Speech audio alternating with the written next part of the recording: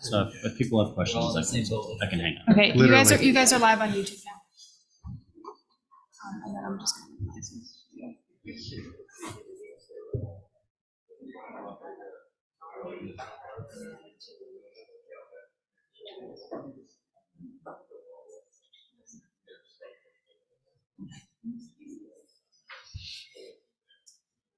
So is it all in the same, or should we just gonna switch? There were 3 different ones.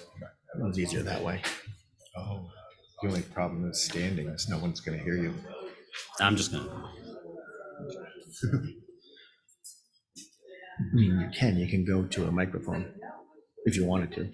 No. Yes.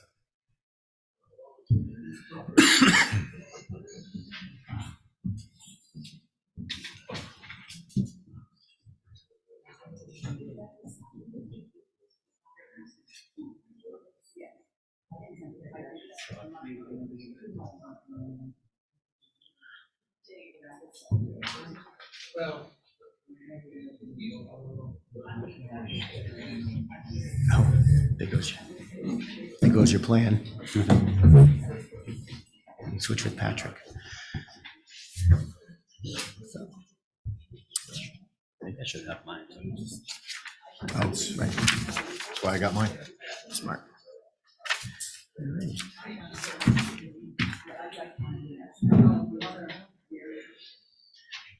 Ready to go? All set. Good evening, everybody. Thank you for coming this evening. I'm actually very happy to see many people in the audience. My name is Greg Tivnan. I'm the Assistant Town Manager, and I'm going to moderate this public forum as best I can because it's quite a complex series of projects that are set to be undertaken in the area west of Nantucket Memorial Airport. And because it's so complex, we have quite a large project team, and many of them are here tonight. And although I am kind of the moderator, I'm working very closely with everybody. The overall project manager for what we're calling the Surfside Area enhancements, water and roadway enhancements projects is Chuck Larson. He's our manager of strategic projects. He is on the Zoom right now, webinar.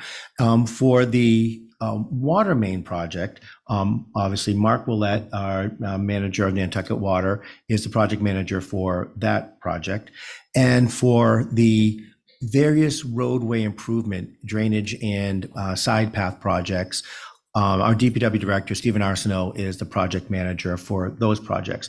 Well, they all overlap. We're talking the same streets and the same digging. So we've combined these projects so that we can manage economies of scale and, minimize disruption.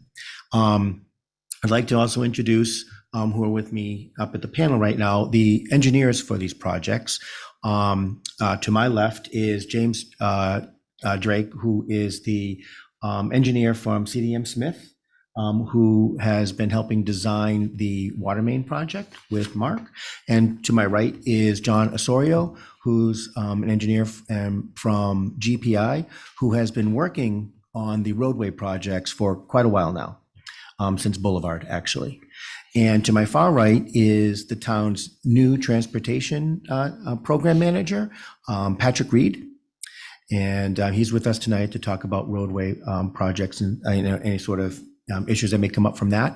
And then we have many other members who are part of our project team who are either on Zoom or cannot be in the room with us tonight. So tonight, just going to do a quick, hello to everybody, and then I'll go over the just an overview of all the projects, and then I'm going to kick it off to Jim Drake to talk about the water main expansion project.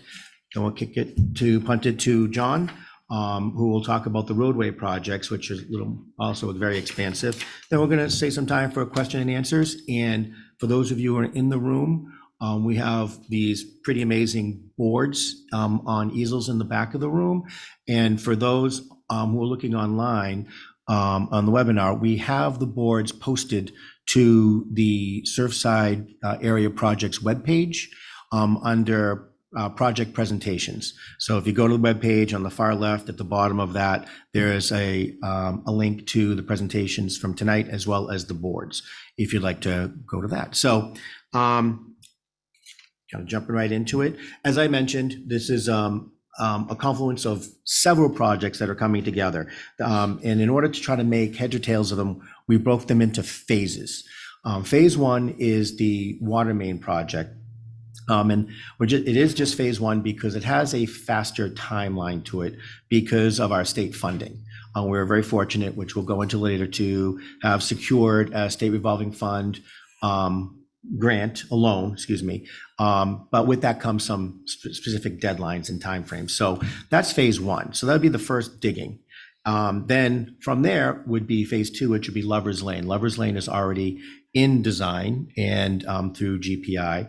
And then we would go into phase two, which would be Orkawa, and then phase three, which would be Monahanset. And I kind of want to back up a little bit. The water main project not only includes the roads we're talking about, but also includes Skyline Drive, Webster Road, and Nobody Way. So it actually has a few more roads on this than the other areas we're talking about. If you want to go to, you could, right? That's fine. I won't dwell on them there. I was going to just kind of give some overview of what the projects are each, like phase one, the water main expansion. We do have funding for that. We have the $9 million that was voted at town meeting last year from debt exclusion to help pay for this project. We have an $8.3 million state revolving fund loan, thanks to the work of CDM Smith, who put together our application for us, and we're succeeded in securing that. It's a no interest loan. It's, this is just a voluntary effort on part of the town to bring public water to the area west of the airport. And as I mentioned, it is also a project that includes roadway and drainage, reconstruction of the roads. And it is our first in the domino of all these projects. Phase two would be Lover's Lane. And that is already in design, as I mentioned. That would be a full reconstruction of the roadway, including drainage as well as a side path, partly through the state forest and then continuing on along Lover's Lane, all the way down to Boulevard, or Old South to Boulevard. That's an estimated about $8.1 million cost. And we don't have that funded. We don't have it completely funded. We have the designs funded, but we do intend to go to town meeting at this town meeting to ask for the additional funding for phases 2, 3, and 4. Phase 3, same thing. It's just kind of giving some data to it. It's going to cost an estimated $2.9 million. It shows about how much roadway is being taken care of, and again, it's all contingent upon funding. And then, of course, same thing with phase 4, Monahanset. So that one is about $4.8 million estimate. And again, these are all fluid because, as we know, between supply chain and escalating costs, we're trying to get these done and get it funded at town meeting so we can move forward. And again, we want to do this for economy of scale because we're going to be opening the roads anyway. We don't want to have to put all the residents through open roads again. So I'm going to kick it right off to Jim. So if Florencia could call up the SRF water main PowerPoint, and Jim, we will have, oh, no, you got it, okay. And then Jim will kick in. Thanks, Greg. Well, you got it. There we go. Cool. I wanted to acknowledge there's two other people that are on Zoom, Andy Miller and I believe Victoria Hawks, who's been helping. Both have been helping me with this project to get it into design. We've been working on this since about the summer, I think, as far as the design itself. Want to flip that to the next one? So a little bit about the project. I'm sure you guys all know about the work that was done in airport and west of the airport, where the airport paid for some of that initial work. And that is shown in red right there on that plan. That's part of Skyline and part of Monahanset. And actually it's kind of cross country over. The phase of work we're doing is all the work in green, which is going to include Lover's Lane, Orkawa, Montahans, the two extension roads on the backside, the dead ends, and then Webster also. So that's the purpose of the project right here, and the town initiated it in looking at what they needed to do to expand the water system to address some of the well issues that were going on for private wells. And that work was done, evaluated in the very beginning by some of our hydraulic modelers at CDM Smith. And they're the ones that helped Mark to look at the sizing for currently and for the future as far as determining the water mains, the size of the diameter of the water mains we're putting in the ground. So if you can flip that. So as far as the water main program, we're putting in almost 3 miles of pipe, a little bit over that. We got somewhere around 90 properties that can connect to the water main after it's done. Oh, am I? Here we go. I knew there was going to be a problem with standing. I speak loud. I don't know. This project, as Greg said, is funded by a no-interest loan. And for anybody that's dealt with the state on SRF funding, it's really great to get a low-interest loan when loans are just going up. So you are saving a lot of money from that aspect as far as borrowing costs. Most other communities are getting a 2% loan. So that's a pretty good deal when you can borrow money for zero. And then we wrote on there principal forgiveness. The state has a program in the SRF where you may get back part of your principal. So we're borrowing anywhere from $8 to $9 million, and part of that may come back. There's another aspect that we're investigating too, is whether some of the design will be paid for by the state, which is also kind of unheard of. It's nice that the state's going to pony up some money even for the design. So the other thing is that we're going to be putting fire hydrants along the water mains also for fire protection. So there's added value there too. As Greg said, we can flip the slide. One of the most important things is how we leave the roads when we're done, right? We're going to dig up your roads. We're going to put trench pavement in. We're going to put the trenches over to the side and the services up to the property lines. But how are we going to leave the roads? And so in yellow are all the roads that is the work as part of the Surfside area roadway improvements and the side paths that John's going to be talking about. So in those roads, when we're done, we're going to leave it as trench pavement. And we're going to make sure those trenches are consolidated, and then we're going to cover them with final pavement, but it will not be width to width as far as curb line to curb line. That's something John's project will take care of when it's funded by the town. The roadways we're going to be concerned with that we're going to do final pavement are going to be Skyline, Novadear, Webster Road, and the two extensions, the short, and we have different aspects of that. If you want to just flip so I just wanted to show you, well, sorry, Felicia, if you can go back. So everybody knows the roads. We took pictures of them. We have them in here. You know that the roads are failing in certain areas, like Skyline Drive looks pretty good unless you go around the bend, and then there's a bunch of rock gravel. And then towards the end, there's flooding issues that John is working on. Our project on Skyline, I should mention, we are going to put in some drainage. It's to help reduce some of the flooding that's down at the intersection of Okawa and on Skyline. It is not intended to be the panacea. We're just trying to put something in to try to relieve some of the flooding at that intersection now.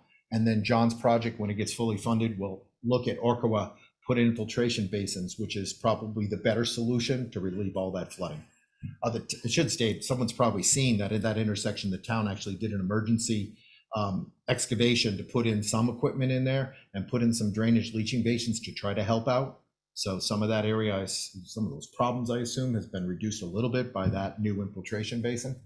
But we're taking a look at each one of these roads and trying to figure out for our project, the one we're doing for the water mains, that John won't be touching, how to resolve those streets. So the next slide shows what we're doing as far as looking at how we're going to leave it. So Skyline Drive, we're looking at full reconstruction going down to the sub base, and it'll look just like the rest of Skyline. Webster Road's in pretty good shape, so we're probably just going to do a curb to curb overlay, milling and overlay. And we're still wrestling with what to do with the two side streets at the dead ends. We are trying to keep it kind of as is, but make sure that the pavement is something that can last. So we might chip seal it. We might look at some kind of milling and overlay there also. Maybe not as robust as what we're going to put on Skyline, because you don't see the traffic on those extensions. So that's what we're looking at right now for roadway reconstruction. And that last thing in orange, like I said, we're going to leave the roads that John GPI are going to deal with, we're going to leave those as trench pavement. But those, that'll be a consolidated trench with a trench pavement that'll be solid. It means that we're excavating to put the water main in 4 or 5 feet deep, and the trench is all saw cut in the pavement, and we're going to replace that pavement.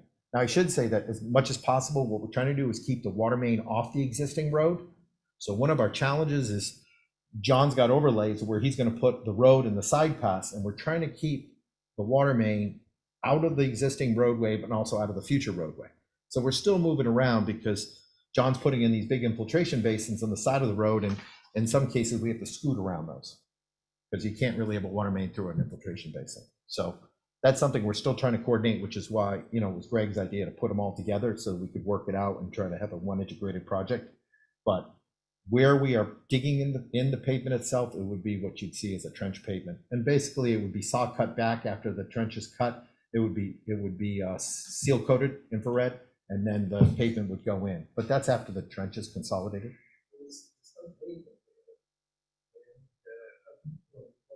Oh, you're okay. Yeah, that's a different issue. Yeah. You're not preparing that road at all. Nope, we're going to return it to dirt. Dig it, yes. Leave it Yeah, I should have asked which road you had questions on. And Jim, with there's a question, can you just repeat it so they can hear it? Okay, I'm sorry. Yeah. Or have the people please go to the mics, which would be even better. Eric is in the ceiling. Well, the question, if anybody didn't hear it, was really how we were going to leave the road treatment for Lover's Lane, which is a dirt road, and we don't intend to do anything along that road. We're going to excavate the dirt out, put the water main in, and compact the dirt right back over it. So we're not changing the character of that road. That's something John will talk about. I forgot if I have another slide. Oh, yes. So the big issue with our project is we're trying to get the water mains into the ground as soon as possible. So we've labeled this. This was a schedule we actually built like a couple of months ago. And just to show you the complexities in the schedule, we are trying to get the water main in the ground and still have a good construction season next spring. But we know that we don't really want to be on the roads and having road closures in the middle of the summer. But we still want to get the water mains in the ground and connected to services as quickly as possible so that residents have the public water supply. One of the biggest challenges we had in developing this project, as everybody probably knows, there's shortages all over the place. And so some of the equipment that we need, like hydrants, valves, brass fittings for service corporations, are out 12 to 20 weeks. So we just went in and did what we called a pre-procurement. We had the town procure it instead of the typical approaches to hire the contractor and have him procure it. But that would have put another 3-month delay in the whole project and probably would have pushed this into 2025 for final pavement. So what we did instead was pre-procured it, hoping that the bids would come in. And we had caveated that the schedule risks are if those materials didn't come in, we'd have to push the schedule out. We just opened bids yesterday, and luckily all the vendors can meet our schedule to start construction in April. So we're happy about that right now. Is that the last one? Yes. Oh, well, we don't have to go into water main layouts, I don't think, do we? Do you want to see the water? Oh, main yes. layouts? You want to see the water main layouts? Okay. So looking at Lover's Lane, like I said, we laid out the water mains, and I have plans in the back if anybody wants to look at it in detail. But we've looked at where the water main can go. If you look at these orange lines, we didn't show where the existing pavement was because you can see it on photogrammetry. But the orange lines there show the road that GPI will finish with. That'll be what the final road is. So yes, in some cases we tried to keep the water main ended up within the existing road, or the future road, sorry. One of the reasons is we're trying to minimize the disturbance to that street today. So we were trying to keep in the dirt path. All right, so in every location, we kind of made a judgment call about where to put that water main. As much as possible, we tried to stay out of the street, but we really didn't want to go in areas where John's going to end up paving over with side paths or roads. So the nice thing about a water main, you can move it as his work progresses. We can move the water main around a little bit as long as we do it before the contractor starts. So same issue here with Lover's Lane. The second part, this is going further down the road. This just shows the general alignment, and we've shown service connections up to the property line for every service. And in that case, we'll put in the spare meter pits, and then the meter will go in later with the water company. And we've got hydrants shown in here to Marcus had some input on where all the hydrants should be located. And that's the end of Lover's Lane at Boulevard. This is Orkawa. And again, this is a case where we did keep the water main more on the shoulder, north of the road. Unfortunately, we have some conflicts with infiltration basins, but we're going to work that out as to where we're putting them. And this is the end of Orkawa, where this portion of it will actually get tied through the fence of the airport, where the existing water main was just put in a couple of years ago. So we'll go under the fence and get into the airport property to connect to the 12-inch over on that side. This is Monahans. Forgot which side we're on, towards the airport road and then going down into Orkawa. So again, we tried to keep the water main off, and then you can see where the, I'm sorry, that's the extension. So now we're going into John's work with the orange lines, where again, we tried to keep it off. It's kind of funny. You'll see that it started diverging here, and that's because we're starting to run into an infiltration basin. And we either had the choice to go way off the side of the road and cut down a ton of trees, or stay kind of in the road and stay away from his infiltration basin. Kind of flip a coin, throw a dart. And you can see the jog over there where the jog was. And that's part of the reason is because we had to avoid future infrastructure that we have to put in for drainage. And it just follows along the side of the road. In this case, it's actually ending up in a part of the side path or part of the shoulder of the side path. I want to flip the slide. And it continues on up to the road. So we have plans in the back, and if you had any specific questions about where that water main is going to come in near your property, I'd be happy to answer it. Next slide, I think, is Webster. We're putting it on the side of the road there as much as possible. And again, we're trying to keep it on the pavement so that the water company, if there are repairs on a water main, you'd be surprised. When you put a new water main in, sometimes in the water company's experience, the corporations leak. So we have to go back in and start digging up the pavement. It becomes expensive. So we're trying to keep it as far off the road as possible. Next slide. So this is Skyline Drive. Yes, I'm sorry. Are there going to be fire hydrants on Webster Road as well? The question is, it's going to be fire hydrants on Webster Road. Thank you. Good question. I believe so, because we put them there's one right there in the middle of the street. So there's probably a fire hydrant there and there. Usually you do them, what's your policy? 500 feet. 500 feet. So that's for oh, now I forgot them. Insurance Services wants them every 500 feet, and they should have, I think, something like 1,200 gallon per minute capacity. And follow up, the fire hydrants on Skyline Drive, really operational right now? The que- Turned on water wells? The question is, are the hydrants on Skyline Drive that's already been done functional? And the water manager is saying yes. That's a good thing. Same question of the Skyline fire hydrants? Yes. Just checking to see if there are fire hydrants on There's one Skyline. right there. There's one, I feel like Vanna. Should I change it? No. There's two right there. Yes. Anybody want to buy a valve? And then that's the end of Skyline Drive, where we connect up to the end of the new work right there. We are, the drainage that we're adding, there's a, and I think it's somewhere on the curve, there's a rough spot.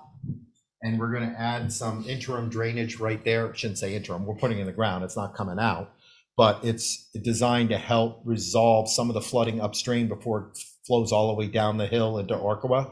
So we're putting some catch basins up there, and then part of the way down, it's almost at this match line, we're putting some catch basins in there too. So I got a thumbs up, so we did something right. And John will take care of all the problems afterwards. So go ahead, we have a question. You talked about then bringing the water onto the property. So what is entailed in bringing the water into the property? Right now, we're bringing it up to the property line. The property owner is responsible for connecting to the curb stop where we leave it and bringing it into their house. Yes. Is that correct, Mark? Okay. I heard it's going to be a lot of money. I mean, I didn't get the easement in the mail. I had seen it, but I didn't get the mail to sign off on it. So anyway, I just want to know how much do you think it's going to cost the homeowner to bring it from the tenant to their house? The question is, how much would it cost to bring it from the stub to into the house? I can't say that we've looked at that yet because every property is different. It's based on the length from your property line to where your home is. So every situation is going to be different. And that's, at this point, it's the responsibility of the homeowner to figure that out and get a quote or an estimate from a contractor to do that work. Am I speaking correctly, Mark? Yes. Okay. Does the homeowner have any input on where I don't know the term, sorry, where the hub by each person's property will be? Want to repeat the question? The question is, does the homeowner have any say in where the stub may be placed before the property? And the answer is absolutely yes. And that's something that Mark will be talking to every homeowner as to where they want to lay it. We laid it out as best we thought based on plans, and Mark has told us numerous times he will coordinate that when it comes time to lay the services. And I was remiss because I went so quickly. We have the water department manager here at Mark. Not putting you on the spot, but if you want to say anything, you're welcome to. Good, great, thank you. There was an email thread that went around to the neighborhood about this, telling us that the easement request would be thrown in the mail. And if I recall correctly, in that email, we were told that we would guarantee the ability to tie into the water. Is that correct? So the question We is, don't have to tie in immediately, but correct, so the question is for the private roads, they'll be in, through an email stream, or they were notified that there will be easement package coming into the mail. Obviously, it's, if I think for some, they have not received it yet. And I believe the question is, you're not required to connect right away. Is that the question? that was my question, but also that we could connect at a later date Yes, with no penalty. penalty. I Yes. believe the answer is But yes, that's yes, not yes. one easement. Oh, you got it, okay. I got it, there's no guarantee on it saying that. So to clarify the question is, are you required to connect right away? No. Can you connect at your own pace without any penalty? And the answer is yes. And it was pointed out that it's not written on the easement paperwork. So Erica, up in the ceiling, we may need to figure that out. And Ken. That's one of the reasons why we're bringing all the service meters and putting them in with a curb, so that we're putting in a service meter and then we're putting a valve in on the service line right at the property line. And that way, the only change or disturbance in order for you to do your work is really on your own private property. So, I just wanted to make sure, because it's not in the paperwork Right. that I'm supposed to sign, so. okay. So we have Ken Bogrant, who is our real estate specialist, with us tonight too. So we'll make note of that and figure that one out. But thank you for pointing it out. Great. Does anybody have questions about Nobody? Oh, good, then I can be done. So Thank you. we'll go right on into John Osorio's presentation regarding the roadway work, if you're good with that. Sure, yeah. If Florencia can call it up. Nice job, Jim. And I also want to stress again, afterwards, John and Jim will be here to look at the boards and back if you have questions about your properties, and those are pretty big boards back there, and he'll answer some questions directly. I only have one board. You have one, yes, a small one. I'm the one that cut the tree. Well, thanks, Greg. You actually did a pretty nice intro to the project, so I might repeat a little bit. I'll try not to, go too long on it. But as Greg mentioned, I've been involved in the Surfside area roadway projects since Boulevard. And then after construction of Boulevard, we rolled right into concept design of Lover's Lane, Orkawa, and Monahans. And I've met with some of you. I've seen some familiar faces. We probably met in 2019 to go over the concept design, and we've hit a few hurdles and a few delays and a pandemic that kind of slowed us down. But we are good to move forward on this project and hope to have something done by the middle of next year.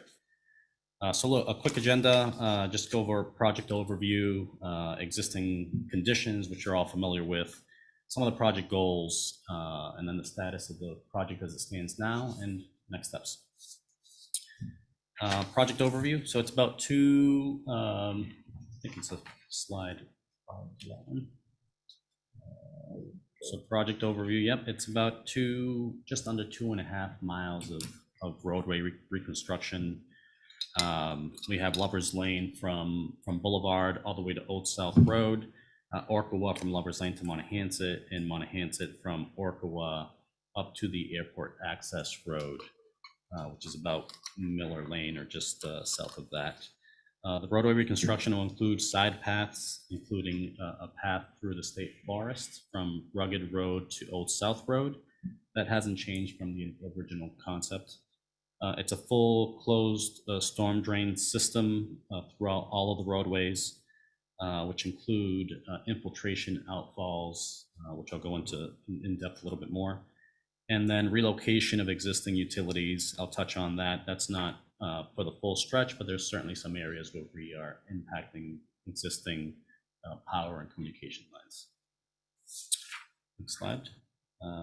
Again, won't dwell on this too much. Greg explained it pretty well. It's a 4-phased approach: Water Main, then Lover's Lane, Orkawa, and then Monahans. So some of the deficiencies, we're all fully aware: poor roadway surface, the gravel road for Lover's Lane for about 2/3 of the stretch, unraveling pavement throughout the corridor, potholes, alligator cracking in the pavement, inconsistent roadway width. Lover's Lane, again, could be as narrow as 15 feet in some segments. You can't pass 2 vehicles along Lover's Lane in that gravel road section. A lack of pavement striping and signing throughout the whole, all 3 segments. I'd say poor or no stormwater management or stormwater at all. There are some sections of Orkawa that have been recently improved, but certainly something that we're looking at. Poor utility infrastructure, and then the lack of side path connectivity. So just to, if you back it up, one more forward, there we go. So, pictures speak 1,000 words. We have Lover's Lane on the left side there. You can clearly see it's pretty narrow. We all know Lover's Lane well. The middle picture, Orkawa, you can maybe see some of the alligator cracking and just different pavement throughout. And then on the right side, I believe that is Monahans. So this is probably what you all see every day. Next image is stormwater. We all know Davcom on the left, some daring delivery driver trying to go through Davcom Pond there. That's been an issue since I've first started on these projects. In the middle, that is Orkawa at Skyline. Again, you all know the problem there. There's been some relief, I guess, this year of that intersection, but it's still something that we want to address. And then on the right, that might be Monahans, but the ponding can be found throughout 3 roadway segments. Got a few more pictures. We're catching Davcom on the left picture from Davcom Road, looking at Lover's Lane. And then the picture in the middle and on the right is how stormwater is being managed currently on Lover's Lane. It's really just infiltration trenches. They get silted up. They are always full of water, so they're not really working, and it's just a maintenance nightmare for the DPW. Excellent. Yep. So with respect to utilities, I would say 2/3 of Lover's Lane is overhead wires. We're not touching any of that. That's all going to stay in place. The remainder of the utility lines are actually direct buried cable. And as you can see, the picture on the left and the far right, it's not really buried in some areas. So those are the areas that are impacted by some of the work that we're doing and that we're looking to improve. Picture in the middle is just showing some old equipment.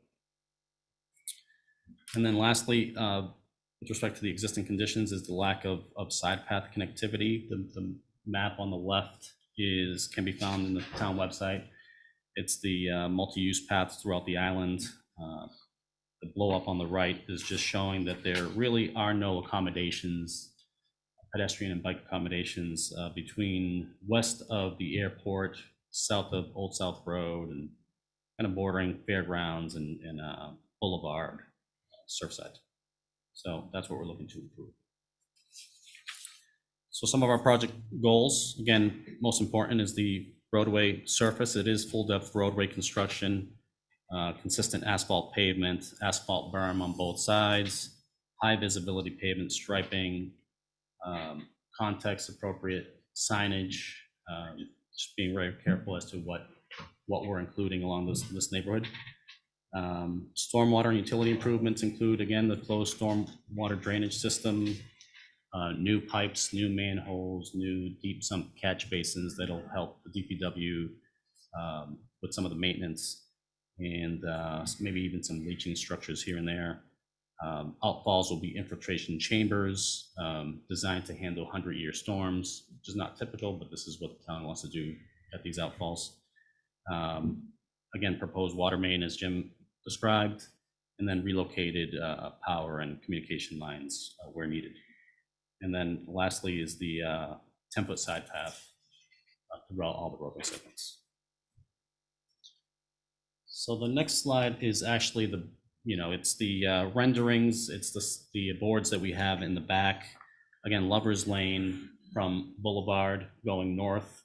It's a 20-foot road, 10-foot lanes.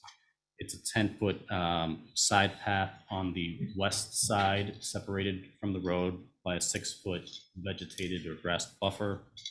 We'll continue northerly. It's the same cross section as we get up to Rugged Road.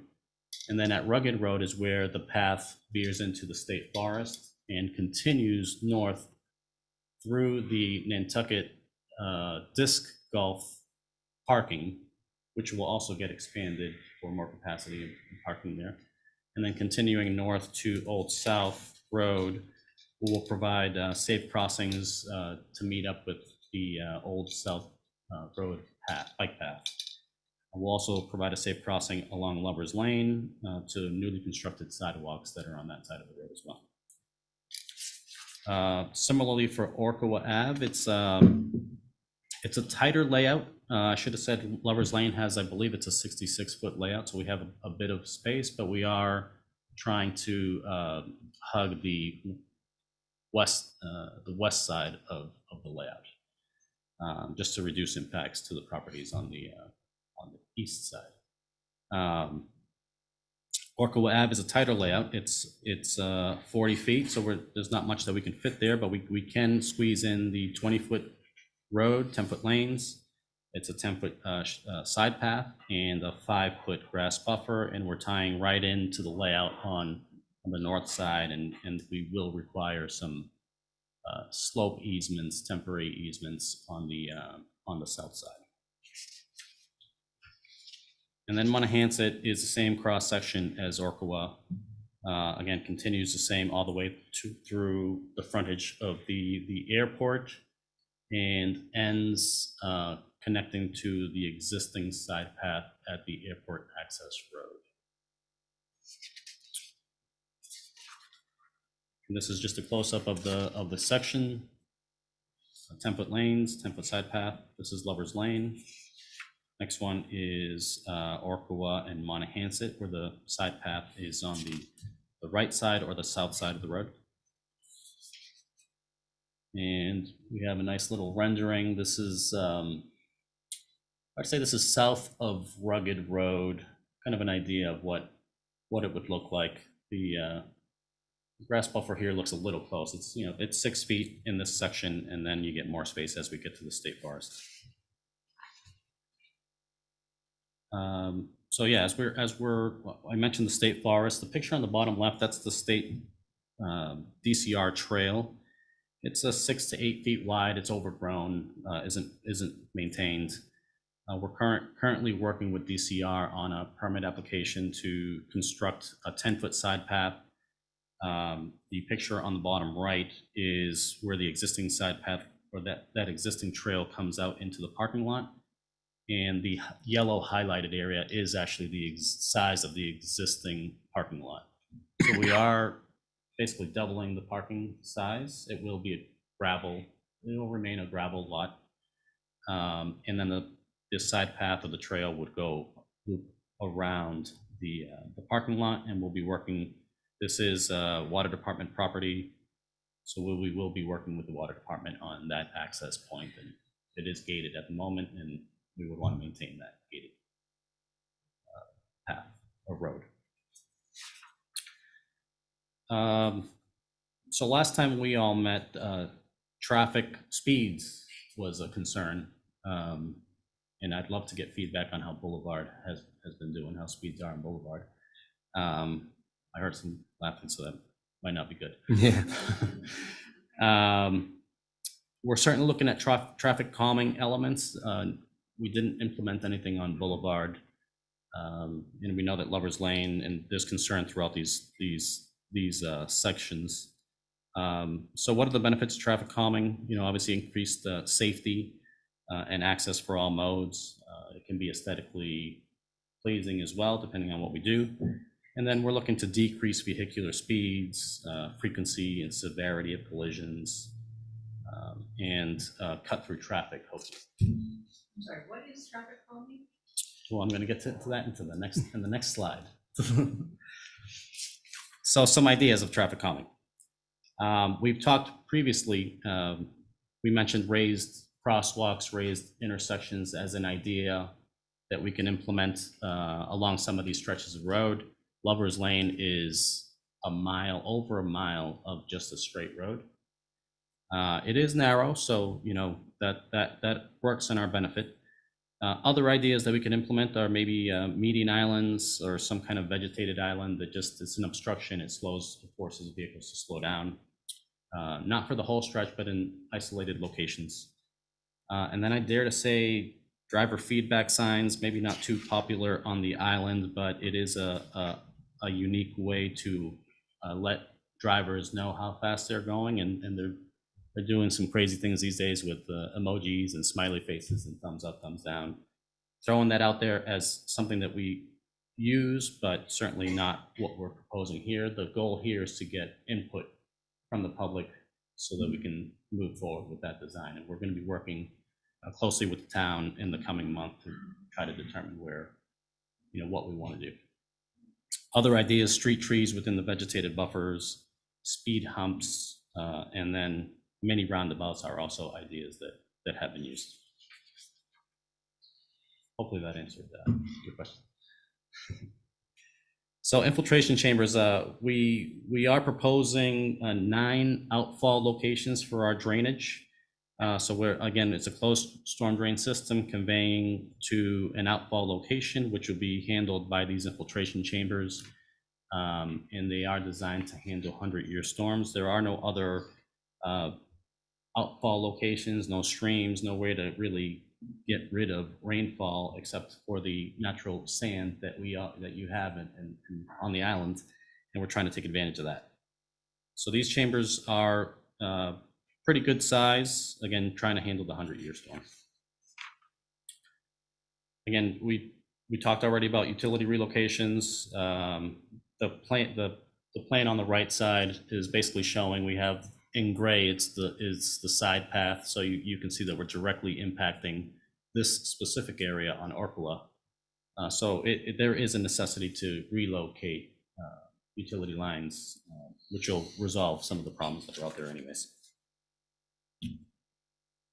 And then status. So I mentioned we met in February of 2019. I can't believe it was that long ago. We have completed the design of Lover's Lane and back about a year ago, and presented that to the select board in this past summer.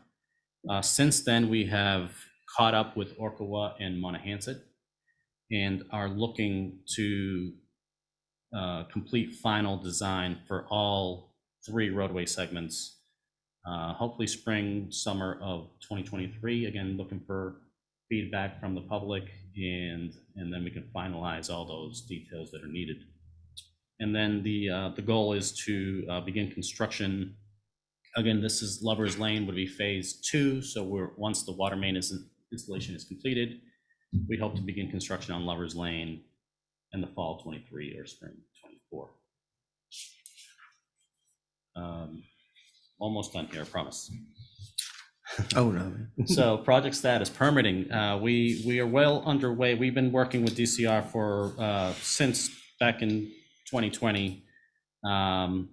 We are very close to getting a permit. We were working through some maintenance agreements that they wanted for the town to take care of the side path through the state forest. We're making some headway there, and should have that well underway before construction starts.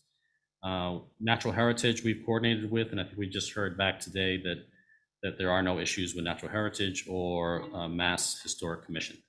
So those are the permitting. I think we're in good shape. Right-of-way impacts, which is really important for everyone to hear about, is we do have some permanent easements. There are 3 in particular. 2 of them relate to drainage in the infiltration chambers that are proposed opposite Rugged Road. And then we are also talking to the airport about the side path will be straddling airport property, and we're working with the airport to get an agreement in place. And then throughout the limits of the project, temporary easements, slope grading will definitely be a discussion that we need to have with all the abutters. Not too impactful, but wherever we're in front of a driveway, there's going to be a little bit of driveway work on your property, and maybe some grading along the edge of the right of way. In grading, I mean just grass slope grading. And then again, DCR is well underway. Greg talked a little bit about the anticipated cost. There's been a big discussion over the past year with the inflationary environment that we're seeing. So Lover's Lane right now estimated 6.7 to 8 million. Orkawa 2.3 to 2.9, and Monahans is 4 to 4.8 million. Again, we'll be continuing to update these as we continue to get information on prices. And we complete the design. And last slide, next steps. So final, I think I mentioned this already, advance to final design. We're hoping to have final design by the spring, summer of 23. Permitting is well underway. We're in good shape there. I hope to have an answer from DCR. We anticipate having an answer from DCR this winter. Right-of-way coordination, next steps are for the town to do some outreach to any impacted property owners for temporary easements. We have already done outreach to all the permanent easements that are needed, and those are well underway as well. And then anticipate again a construction of Lover's Lane in the fall 23, spring 24 as phase 2, I believe it is. And just to add to that, construction duration anticipated, again, this is more of a mile stretch of road. It's about 12 to 18 months because of all the drainage that is going in. And that's all I have. You're great. Before we start asking questions, let's see if Patrick Reed, our transportation program manager, if you have anything to add. You don't have to, just offering it to you. Yeah, sure. I appreciate the opportunity. It's great that you were all able to come out tonight, and thanks to the folks who are on virtual. Pardon me. I think I just reiterate what John mentioned about speed calming. In order to sort of move the design forward, we're hoping to get some feedback from folks who are here tonight about the traffic calming that you would be interested in seeing, so that way we can respond to your feedback and add it into the design. So please do take the opportunity to speak with us, and I'm looking forward to having some conversations with you all. Great. So I'm going to open it up to, you guys have been asking questions, but also I think questions in the webinar. So why don't we If possible, if you could go to a microphone, that way everybody can hear your question. You don't want to go to the microphone. Yeah, that one's live, yep. That way I don't have to repeat it. So I have a question about the utility interruption because it's apparently going to happen during the water main installation and during the roadway. I'm on the corner of Skyline and Corwus, so I'm looking at a lot of problems because we have utilities, a lot of it's right there. So are we going to get some sort of advance warning of when we can expect interruptions? Yes. Yeah, I was gonna say yes. Yeah. There'll be, before the start of construction, there would be construction meetings as to what's going on. Mhm. And then there would be typically a resident engineer who's out in the field who will be giving you contact information. So you Okay. can double check with that resident as to what's going on. And what- We call it, I'm calling it a resident engineer, but it's somebody out in the RE. field who's watching over the construction. Okay. And when you say utilities, you're talking about cable, Yes. Comcast, as well as electric, all the Yeah, utilities you have that are cable, coming. telephone, and electric. So. Thank you. Other questions for any of the projects? One question, are they going to fix that big puddle on Monuments when it's over to the airport? It's horrible. I've previously addressed before, but it's really bad. So the question is, will the town be fixing, will this project be fixing the big puddle at gate 34 on Monahans Road, right by the airport? And the answer is yes. Actually, the engineers, I think maybe even you, or No. John, we're out there looking at it, yeah. I also wanted, I'm remiss, I didn't mention that Noah Carberg from the airport is also on our team, and we have calls twice a week, Tuesdays and Thursdays, and he's participating, and he's very well aware that we're going to be fixing that area. No, thanks for coming down. Hi there. My name is Sandy Schultz, 32 Lovers Lane, corner of Dave Kim and Lovers, and we just love that puddle. The fun. Anyway, I'm asking about, you mentioned, the speed bumps and the calming, and I'm wondering if you have any thoughts about what's going to be placed on Lovers Lane. I know you were asking for input. I do know a lot of the people on Lovers Lane own boats and have trailers, and so, speed bumps and those kind of things, we're kind of thinking, we definitely know that there needs to be a slowing of traffic, because already, even with the condition of the road, it can be a speedway. But with plantings and things in the middle of the road, how would that impact trying to get a boat into a driveway? Because there are only houses on the left side, or as you say, the east side of Lovers. So we definitely would, if we were going to do any islands in the middle of the roadway, planted islands, it would be very short segments, and it would be strategically placed not to impede any driveways on the east side. Similarly, we haven't really locked down raised intersections, or I would say raised intersections or speed tables have been discussed frequently. We haven't determined exactly the location that would be best, whether there would be one or two, potentially three.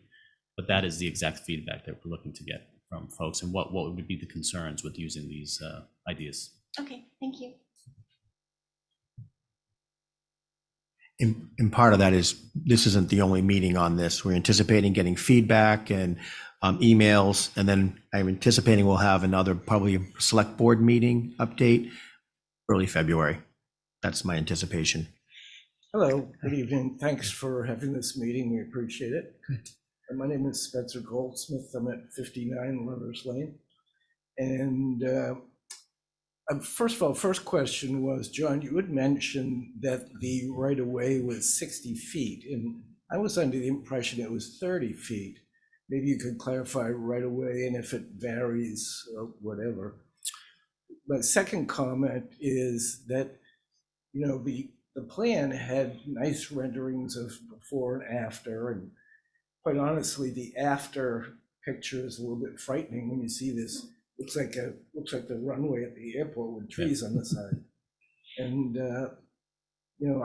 you know, folks at Okara, we border Okara, and I mean, Okara is not in great shape, but that, because it's straight, is just a dragway at night, and it is a concern. So the first question was about the right-of-way. In the established right-of-way along Lover's Lane, it's pretty consistent, but I would say along near Orkawa, it could be actually even a little bit wider, but I do believe it's 66 feet. I know it's wider than Orkawa and Monahans. Then Orkawa and Monahans is 40 feet. So that's all, recorded. And I don't know when the town took those roads. Fairly recently, Yeah. 2018, 17. Yeah, we do, it is a challenge. Typically, you'd maybe want to see the roadway not being so straight, but we're also trying to manage limiting impacts and trying to stay within, not have any permanent takings. It's a good time to jump in. I did have a couple of emailed questions, and one of them was, it was actually specific, Lover's Lane be curved? Made it windy. So I think you already answered that, yeah. but the answer is probably no, not with the layout that they have. Right. But that was directly towards street calming. Did have another couple of questions that were emailed in, if you don't mind me jumping in.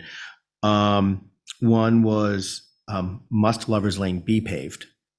As a requirement, and if so, why? I don't know, I guess I'll take them one at a time. So must it be paved? I guess it doesn't have to be paved, but then you have to deal with the storm, how to handle stormwater. We can't design the system that we're designing, infiltration chambers, and then have gravel going into that. It'll just fail within very quick.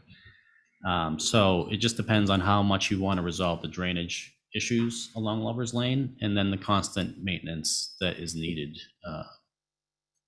to repair that road, a gravel road. Eric, I keep texting because Erica's listening from home, and she said there's a hand raised. So I think Erica can, yep. Erica, if you want to let the person ask a question. Erica, you got me? Yep, we can hear you. Okay, this is Tom Sidlowski. I'm the president of the Surfside Association. Sorry I couldn't be with you. I got COVID. But we are very concerned about the speed, and I don't think we have any preferences on the two approaches you have. They're physical approaches. I don't think the signs are worth anything, but I've recently traveled off island and had a couple of instances where I've seen the median idea, and I was impressed with how much it does slow down traffic, having just a short little median where someone has to go around a curve. So the association would like to make sure you slow these people down. They're going pretty fast. Thank you. No, thank you, Tom. That's the type of feedback we're looking for. That's great. Until another hand is raised, I did have another question that was emailed in. Has there been a traffic or speeding study done on Lover's Lane recently or at any time, or even in the Surfside area in general? And then there was, follow-up questions. If there has not been one done, how is the traffic calming going to be determined? And if there has been one done, anybody I know what the results were? I think I'm going to probably punt that one to Patrick. Sure. There's a quick answer is that there hasn't been a traffic capacity analysis done recently for this area. And really the rationale is typically when you do an engineering project, you would do that. But in this particular case, the betterment is just a road resurfacing. There's no geometric improvements proposed in terms of like new turn lanes or anything like that. So typically you don't have to do a traffic capacity analysis with that. We do sort of anticipate that with the paving, it might become a more appealing connection for people to use, so the volumes might increase a little bit. But the town has not undertaken any recent spot speed studies or any traffic capacity analysis here, just because the sense is it's just a simple road repaving ultimately at the end of the day, rather than any kind of new road connectivity. Oh, was there a second part of the question? I'm sorry. Oh, no, you answered it because there hasn't been one done, so there's no results. Yeah. I did want to backtrack a second to the question about sort of the speed calming and then how, if there's any raised treatments, how you deal with that with a boat or a larger vehicle. And I think one thing that we want to sort of make sure is understood is that when we add any kind of improvement, we'll definitely be doing truck turning analyses to see how things fit. And we'll be looking at the driveway. So if there's a nearby driveway and you need to get into it, we'll be doing the truck turns just to make sure that there's no impediment, because we care that, you need to be able to get into your homes. That's important, right? So that's something that we'll be doing. And there are also options that have sort of mild raised areas, right? Where you're not necessarily fully raised. You're about 2-3 inches above grade of pavement. So it's still mountable for a larger vehicle. There's options to look at in that regard as well. And they do exist in places on the island. You'll see some of the Belgian block that's sort of raised in the roadway at certain locations. But any kind of feedback that you have, if you like those sorts of treatments, that's great for us to hear. If there's a treatment that you could do without, such as it sounds like the president of the Surfside Association says the signs, it doesn't seem like they have a lot of value in some cases. That's helpful for us to know too, because we want to make sure we're addressing what your needs are from a traffic calming perspective. Thank you, Patrick. I do another question that was emailed in from the resident at 10 Lovers Lane. Said, will traffic calming be considered for the areas between Old South and State Forest, or is it all in between? Concern about the speeding that happens before the State Forest. The resident says, the original plans from the former DPW director from around 2018 or 19 only had 2 speed tables, but that did not address speeding between Old South and the State Forest. It's a long question. So the current design doesn't show speed tables or raised intersections anywhere really. We decided to take a step back and really gather input and see where the need really was, and then we'll concentrate on those areas. We have some ideas of where they could work, but we want to hear feedback first. Well, definitely seems like traffic calming is a topic that people are very interested in. I also want to point out again, I think you all pretty much got a bunch of the mailings that went out. Hopefully, I mean, the mail's been tough, but we have a bunch of these flyers that went out. On it is an email that we set up specifically for this project that's called Surfside Projects at nantucket-ma.gov. And several of us, including Erica and myself, monitor that mailbox a couple times a day. So that's why if you have a question you're thinking about, you can just zap it off and it will come right to us. Any other questions here? Oh, see Erica. Sorry, Erica keeps texting me. Erica, if we have anybody raised hand? Guess not. Just me. Oh, you don't count. You count. I just wanted to know, it came to my attention today that somebody indicated that they didn't get their mailing with the easement in it. They lived on Skyline Drive within the private road area. The residents here. And all the letters for the easements on the private roads were sent by certified mail on November 14th. And if you have not gotten one and you have a mailbox along these roads, I would suggest trying to go to the post office annex and seeing if they have it. Just to note that. And to follow up with that, Erica has done all the yeoman's work with Ken Bogran, who's here in the audience too, to put those together. And I'm hearing you may need to do a couple of tweaks to them before they can be signed. But we're also hearing that many haven't been delivered yet. So it's a fun little project. But we'll get them out again and figure out what we need to do. Erica, anybody else with raised hand? No. Thank you. I want to also, encourage those who are in the audience here that, to explore the storyboards in the back, the plans. And since we have John and Jim here to ask questions, even relevant to your specific properties, these are very large boards, so you can see your properties on them. And we're going to take all that feedback back with us. And as I mentioned, we'll be looking to have another update of this. A lot going on. We're going to know a lot more about the SRF water main project by the end of this month. And of course, with the procurement that Jim was talking about and how challenging it is and how excited we are that maybe we actually can get the material. And then we'll have much more design completed from John's shop. So we'd be looking to continue to get feedback and then have probably a select board meeting to update the board as well as the residents, and we'll send out the mailings again. I encourage everybody to go to our webpage on this. There's also a QR code on the page with a poll about things like traffic calming and other elements. And that's off the other town's website. And it's actually on these little handouts too, that many of which are up front here. I brought a bunch of extra ones if you guys never did get the mailing. So unless we have any other questions, I don't know if anybody has some closing remarks. If Mark, you need to say it, I'll put you on the spot. Got it. If you have any other questions, Jim, or comments. Okay. Well, Sandy has a question. Yeah, come on down. No, don't be sorry. That's why I was dragging it out to see if anybody. I'm sorry, and this is probably just me not properly listening, but this has to go back to town meeting, correct? So the water main project has already gone through town meeting and is funded, so that is going to happen. The roadway projects, which means the final, the side paths and everything, yes. Because we don't have the funding, we only have the design funding from 3 previous town meetings. We don't have the actual construction funding. Because it did go to town meeting one year and it was denied. Yep. And then town meeting another year and we were able to procure money for Yep, for the design, yep. So, I mean, as I've said before, you know, we live on the corner where all the drainage issues are. And, you know, we bought the house when my son was 4 and he's going to turn 26.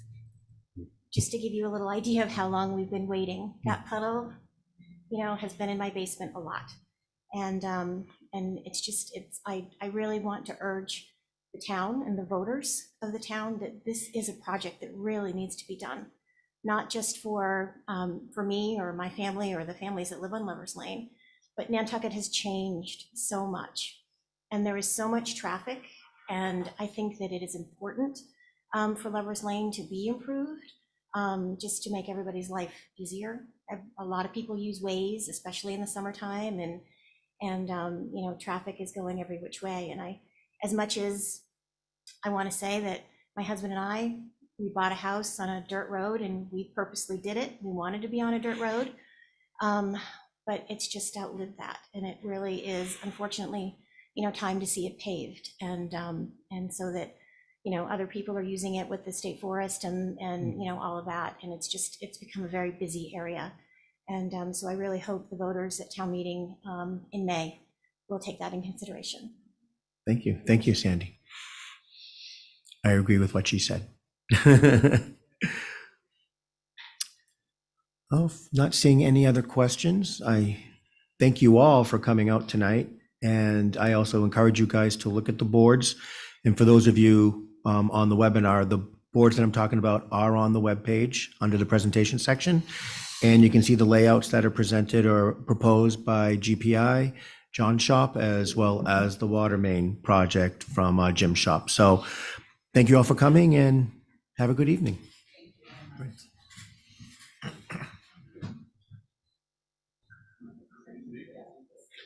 Thank you, guys.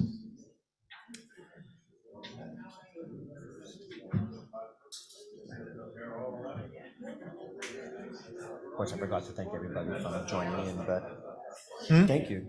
I forgot to thank everybody from joining in at home. 18. You still on? I just texted her.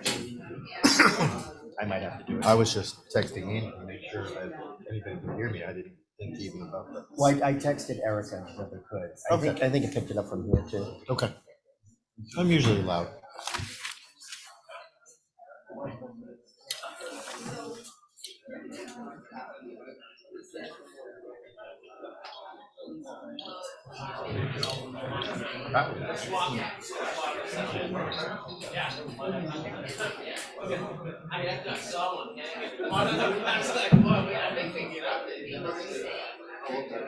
Yeah.